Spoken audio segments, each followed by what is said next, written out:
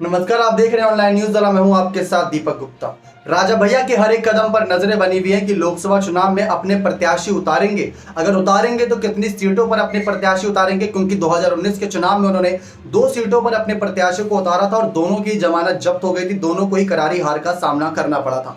लेकिन इस बार राजा भैया पर भी नजरें बनी हुई हैं कि क्या वो अपना विधायक पद छोड़कर सांसद पद की ओर रुख करेंगे, क्योंकि कई सारे नेता ऐसे हैं जो विधायक कुर्सी त्याग कर सांसद कुर्सी के लिए जाते हैं और कई सारे नेता ऐसे भी जो सांसद कुर्सी त्याग कर विधायक कुर्सी के लिए जाते हैं। जैसा कि हमने अपनी पिछली कुछ रिपोर्ट में आप सभी को बताया था, राजा भैया के नरम तेवर मुलायम परिवार के लिए हमेशा से रहे हैं, लेकिन थोड़ी विचारधारा की लड़ाई रही है। ये बात राजा भैया ने भी कबूल की कि अखिलेश से कोई नाराजगी नहीं रहती, बल्कि उनके विचारों से नाराजगी रहती, जो मायावती को वो साथ में ले लेते हैं। शिवपाल यादव को तो मतलब एक तरीके से नेताजी की तरह ही मान सम्मान देते हैं। पहले भी हमने आपको जानकारी दी थी और शिवपाल यादव भी बहुत मानते जानते हैं, क्योंकि अखिलेश के फैसलों की वजह से ना सिर्फ राजा भैया को समाजवादी पार्टी से अलग होना पड़ा था, बल्कि शिवपाल को भी अलग होना पड़ा और अपनी नई पार्टी प्रसपा बनानी पड़ी। ठीक वैसे ही अगर राजा भैया भी आज समर्थन में रहते तो शायद राजा भैया की नई पार्टी जनसत्ता दल का निर्माण भी नहीं होता।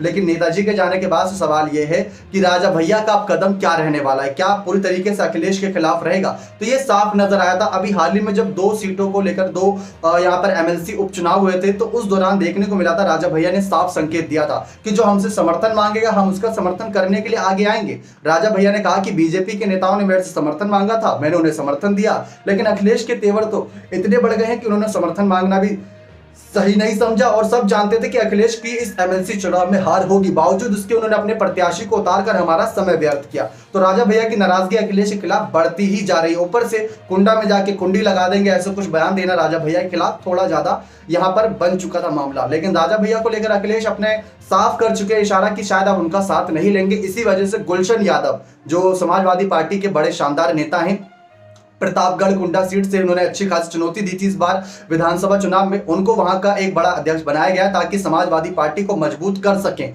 आने वाले लोकसभा चुनाव में वहां पर सपा को मजबूत किया जा सके।